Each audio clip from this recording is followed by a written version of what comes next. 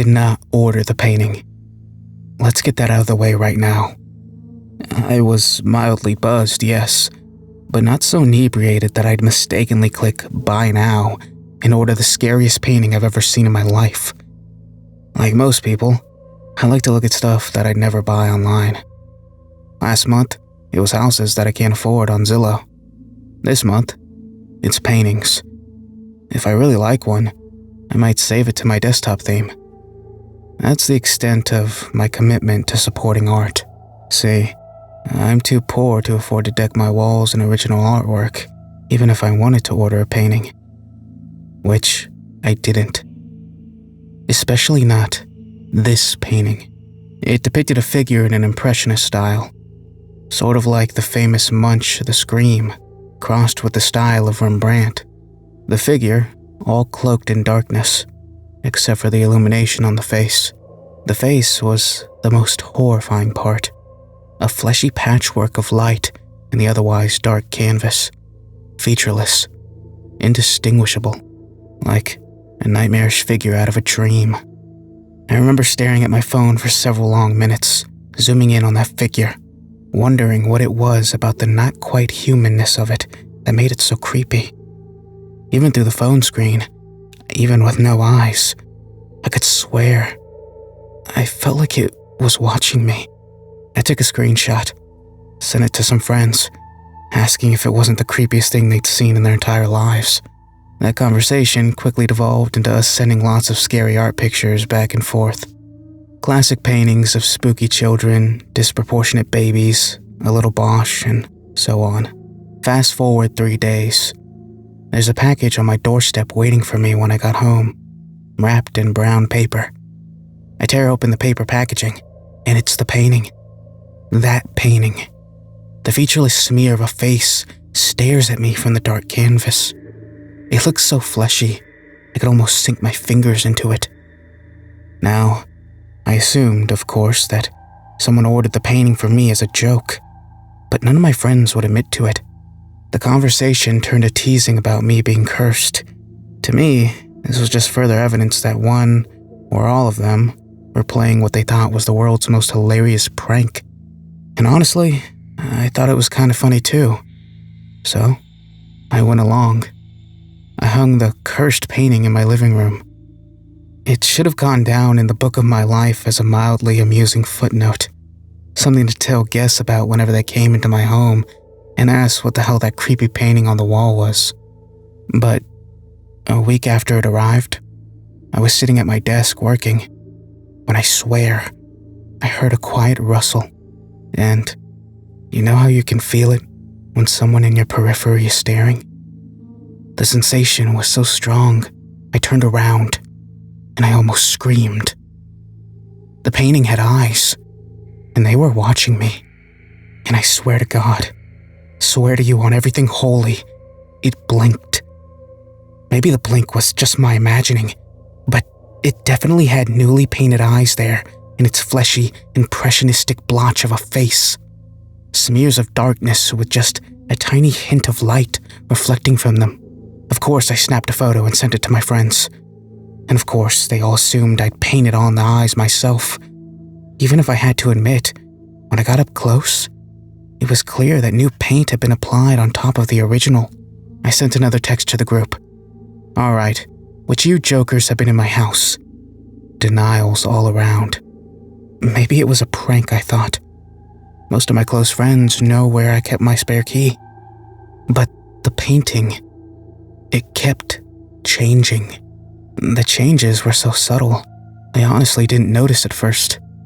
Even when I did, I assumed it was whoever had pranked me by buying the painting.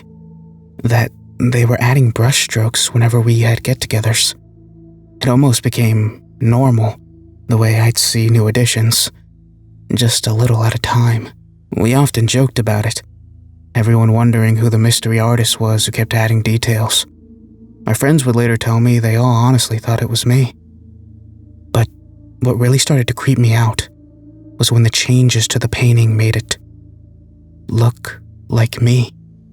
One day, I woke up and walked out to a creepy impressionistic portrait of myself and decided enough was enough.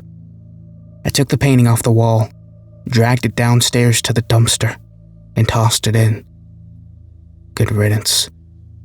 But when I came home from work, it was back on its place on the wall.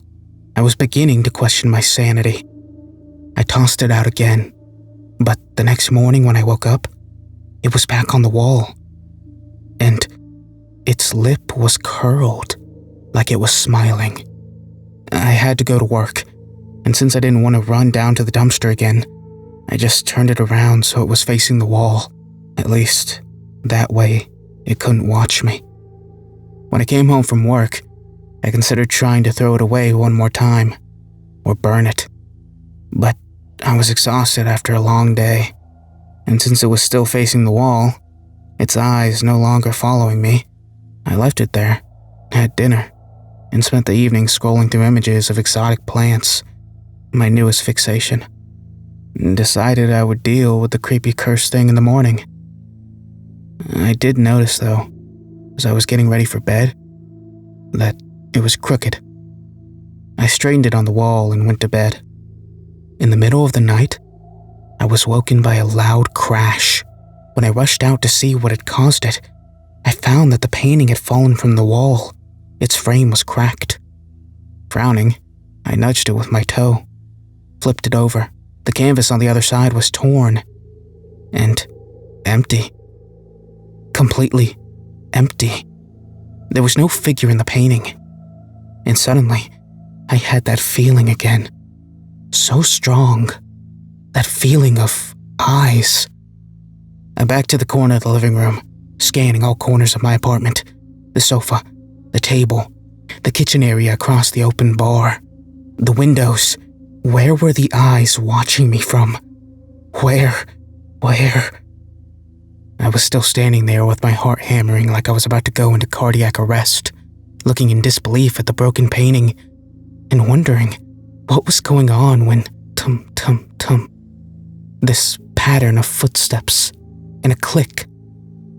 My bedroom door had just closed. Immediately, I called the police to report an intruder. While I was on the phone with the dispatcher, trying to not sound insane while I described the painting and the figure that was missing from it, it suddenly struck me that this might be one more part of the prank. That one of my friends, the one who might have been making alterations to the painting, could have snuck in to make some final adjustments. And maybe after they accidentally knocked the painting off the wall and caused the crash, they ran into my room to hide from me. Not entirely plausible, but then again, neither were the fears I was babbling to this 911 operator. She assured me they'd send someone out. I think she assumed I was high as a kite, but also that it was better to be safe than sorry. While waiting for their arrival, in case it was a prank, I steeled myself and went to the bedroom door. And just to be on the safe side, I grabbed a kitchen knife.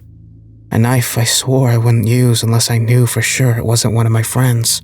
I went back to the bedroom door, shoved it open, and brandished the knife while yelling.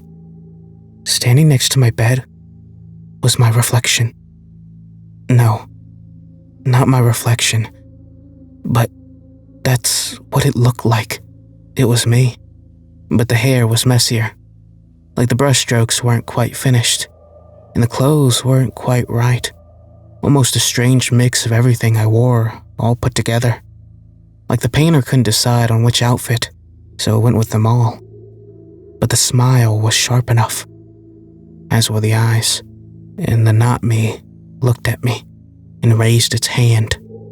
In that hand, it held a painted version of my knife. Shit, I gasped.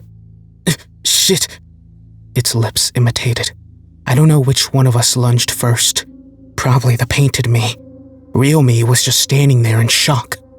Next thing I knew, I felt the thunk of an impact in my stomach. And then, I don't know how to describe it. The painted knife handle was sticking out of me, and where the blade entered the skin, paint flecked away instead of blood. Instinct kicked in, and I fought like a wildcat, slashing and stabbing, dragging my knife through that other me in a slicing motion, again and again. The other me opened its mouth in a scream, but all I heard was the ragged sound of canvas ripping. It made a final effort to cut through me, but then my last slice tore it in two. It went limp, only a ragged piece of canvas. I was bleeding from a deep gash in my belly.